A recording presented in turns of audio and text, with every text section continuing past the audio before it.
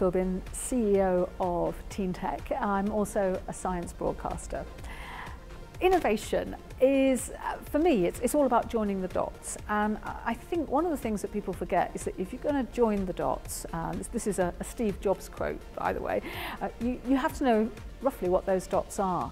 And you can only innovate if you understand not only your own industry or your own business, but other people's businesses and industries, which may not be in the least bit related to your own, because that's where you're going to get the fresh ideas from. So innovation is about not just understanding what you do in great depth, it's looking around, just constantly watching the horizon and going to things that you might not normally go to. I make a real point of going to events that I'm not sure whether or not I'm going to be remotely interested in them, but because my feeling is if I go to the same conferences that everybody else goes to, I'm going to hear the things everybody else is going to hear. But if I go to the things that I know they're not going to, then I'm going to hear stuff that no one in my industry will know about. So innovation is about bringing ideas together which obviously create something much bigger than the two original ideas. I think it's really important to innovate, and we do it in a number of ways.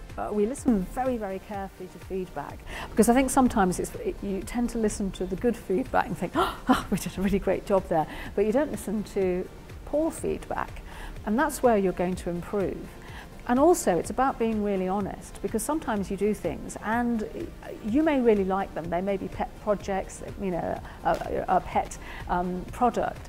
But if you want to innovate, you sometimes have to be brutally honest with yourself and go, do you know what? That's not working. Let's do something different.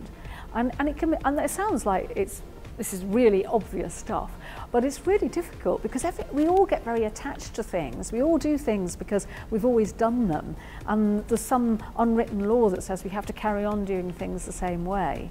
And it can feel, as an organisation, you can feel quite nervous doing something in a slightly different way because you know how to do the other way, even if that isn't perhaps working best.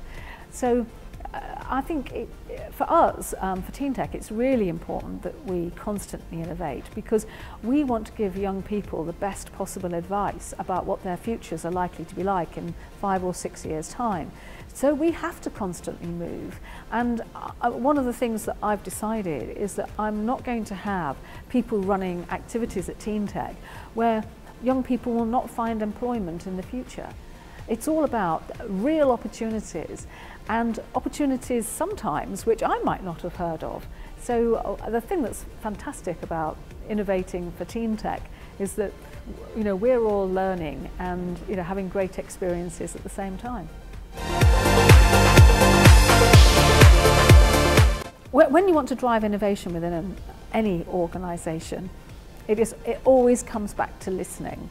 And it's about understanding that innovation isn't something that as CEO you decide you're going to do.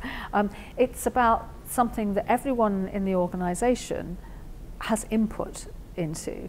And so you've got to be able to listen and also make it easy. Have structures that make it really easy for someone to have a good idea and for that good idea to be acted upon. And it's amazing how many organisations don't have a structure like that, where if you are below a certain level, you are never going to be listened to. Your ideas are never going to be taken seriously. But I know, and this is purely from watching other companies, other large companies, that often the best ideas come from the sharp end, where people are actually trying to execute whatever the grand plan is.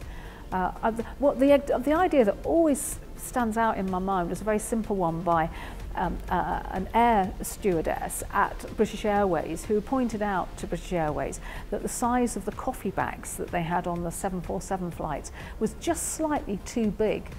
So they were constantly throwing away about, I don't know, let's say it's a quarter of a bag on every trip. And that if the bags were altered, there would be huge cost savings. And that saved the airline thousands of pounds. I mean, I don't know why that example has always stood in my mind, but it is absolutely about listening to everybody in your organisation and making it possible for everybody to innovate.